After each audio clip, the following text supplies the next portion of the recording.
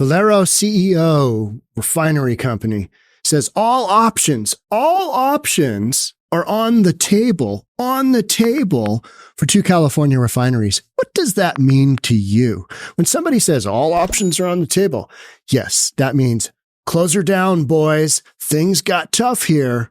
Regulations, far too great for us to operate. Shut her down. Let's get into it. Is that going to happen? Oof, if it does, gas prices in California, to the moon.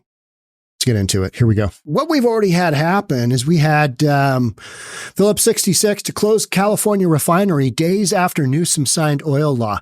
Literally, like 2 days after he signed in this ridiculous new law that basically tries to regulate the price spikes that Californians see due to the refineries not having enough gas on hand, not having enough, capacity of their output. I'm sounding like Kamala Harris. That's what you do when you don't really know the answer. You just put a bunch of words together, throw it out there, and hope that it sounds good.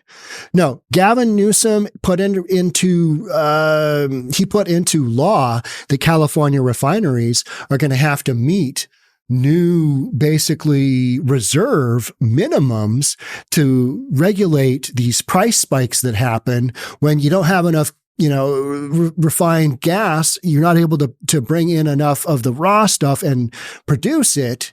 And so you've got these, you've got ups and downs. You've got not only seasonal, but based on restrictions of when you can get stuff in. That has happened. It happened during the pandemic because all kinds of stuff was restricted, right? But 2 days after Newsom did this, big one that the facility supplies about 8% of California's gasoline. And California isn't covering their own domestic demands. They're only covering about 92%. So you're not even starting off with 100% coverage. You're at 92 already. Just boom. They're bringing the rest in from like Colombia and Ecuador. So I'm sure it'll all work out fine though. But now you've got this situation where another refinery that reflects about 14% of California's output is saying, "Oh yeah, all options are on the table. We may not continue these two refineries because the regulation and the uncertainty of the future might hold us back from operating." But follow us in other stores and other cities nearby, right? Isn't that the old corporate speak? U.S. crude oil refiner Valero Energy Corp said on Thursday it's considering a range of options. At one end, hey, we double down into an environment of great uncertainty. We're going to put more money into a state that has the most regulations of any state out there. No, they're not going to do that. The opposite, the other end of that spectrum would be shut her down, boys. Yeah, and that's what people are afraid of, because then you've constricted the supply of California's refinery output. And when you restrict supply and you've still got the same demand, guess what happens? You have that price, scooches up, just a scooch, right? Love to have you check out our reasonabletv.com. You don't have to be a member to take advantage of what you've got going on here. In this website, you've got access for free, the latest episode, all of our latest news. You got a link to our Discord channel. You can contact us. So if you want to email me a storyline, you've got email addresses here, reasonabletv.com. And if you did want to join, it's $3.99 a month. I've brought that price down by a bunch, and even more so if you do it on the yearly basis. If you want to give it a try, we do an automatic 14-day free trial. Get your credit card info in there. You can cancel it at any point in time. If you don't like it, if you don't like what you're seeing, you're out. If you want to support the channel, this is the best way to do it. Thanks in advance. Back to your regular scheduled program. It's considering a range of options that could include selling its two California refineries due to growing regulatory pressure in the state. Chief Executive Lane Riggs said during a conference call, all options are on the table for the company's two California refineries because of increasing regulatory pressure on refiners in the state, which is the largest U.S. motor fuels market. And when that happens, you're impacting nearby states that also take some of this refined oil and refinery products And, it's their supply as well. And then when you increase the cost of gasoline in California, it impacts all the businesses that are there. So other states doing a business with California, those expenses go up. So California is such a large, large market. I mean, if it were its own country, I forget where it sits in the geopolitical ranking of the world, but it is a massive, massive economic machine. So when prices go up for it, which it looks like are bound to happen, then, prices go up elsewhere as well. So that's why this is so important. This isn't just a localized deal. The ramifications are, and they're far greater than that. I am giving you the real estate guy as his understanding of how this impacts things. So clearly the California regulatory environment is putting pressure on operations out there and how they might think about going forward with their operations. And they're basically saying, yeah, I don't really know, but anything's on the table. It's like, are you going to break up with me? Well, anything's on the table. That doesn't exactly sound like, hey, let's get married. Let's keep doing this. I want to give you, half of my stuff and I want you to keep it forever.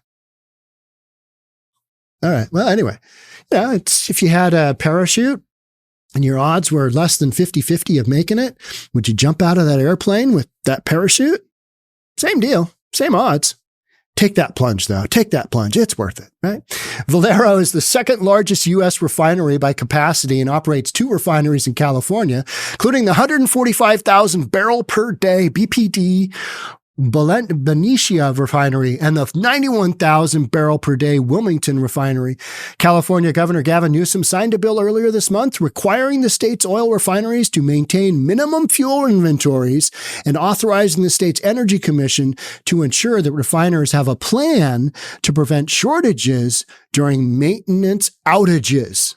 That's kind of the nuts and bolts of he's trying to level out the price spikes that happen as a result of those things. He's trying to create a situation where they have to have on hand minimum fuel inventories. Well, there's greater regulation.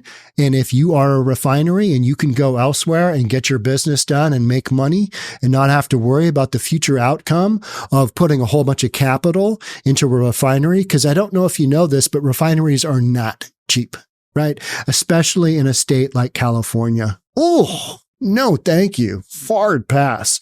State is home to the nation's highest average gas prices. State of Washington, right in line next to it, because we've got Democratic leadership. And that's what happens when you have Democratic leadership. Your prices go through the roof, leading to an often tense relationship between the policymakers and oil companies. Earlier this month, Phillips 66 announced plans. We talked about that. California has seen 2 other refineries close since 2020, including one by Marathon Petroleum. So this is not a new story. This is an ongoing story, right?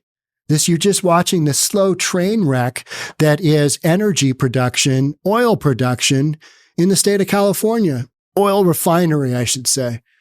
Yeah. San Antonio-based company plans to operate its 14 refineries up to 94% of their combined total complete throughput capacity of 3.2 million barrels per day in the fourth quarter, according to plans by Homer whatever. During the third quarter, Valero's refineries ran at 90% of their combined total throughput capacity. Adding the third quarter results reflect a period of heavy maintenance at its refineries in a relatively weak margin environment. Why did I read that really boring stuff? Because you got thin margins and you're putting a bunch of money, heavy maintenance, lot of money in fixing something you already got. It's like when you got to do that alternator change in your car. You got to change out that starter. You still get the same car at the end of the day. It's just the difference is now you can start it and it'll keep going, right? Hey, you got a new alternator and starter. Look at me go.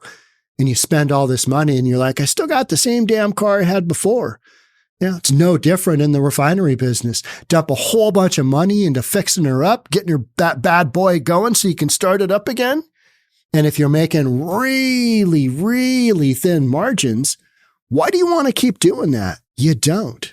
You don't. So we're talking about ditching the 2 cars. Hey, let's get rid of these 2 cars. Let's go to this one over here because it's located in a state that doesn't have all this ridiculousness. And you know, Gavin Newsom. I mean, that guy has literally driven California into the ground. He tries so hard with his $1 million smile to convince everybody that this is what should be happening. And in reality, I mean, just the opposite. Why are people moving by the hundreds of thousands to Texas? Why are they moving to Florida? Why are they moving out of Oregon? Why are they moving out of California? Because of ridiculousness like this. It's not that hard to figure out. And now those typically red states, they're turning purple because nobody wants to live in the blue states because they're run like this. They're run like California. So Gavin Newsom, if he runs for president in 2028, watch out. Watch out. That could be a real wally banger. Yeah, that could be some exciting times. And by exciting times, I mean what you've got going on here in a microcosm, just across the United States, worldwide. Because these are his policies. This is what he believes in. He believes that he is somehow doing the right thing for consumers in California. Well, I would say, hey, stay tuned because your prices are going to go to the moon. You know what I mean? They're going to go up.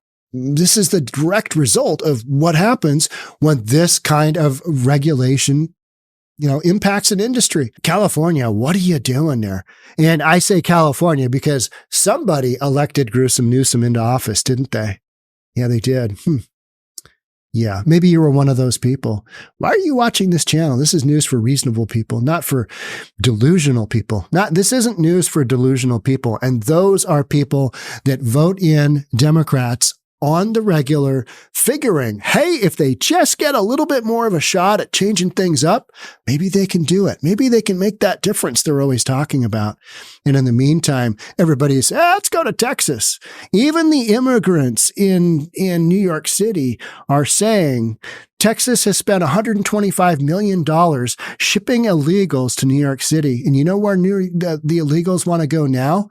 We want to go back to Texas, land of opportunity, land of cheap gas prices, land of jobs. Weird, right? Well, anyway, this isn't that hard to figure out, is it? It's basic economics. So you want to live in a state where things are going sideways, or you want to go to a state that is just trucking along? Texas being that state. It's your decision. All right. That's it for me on this one. Thanks so much for being here. I'll catch up with you in the next one. Bye for now.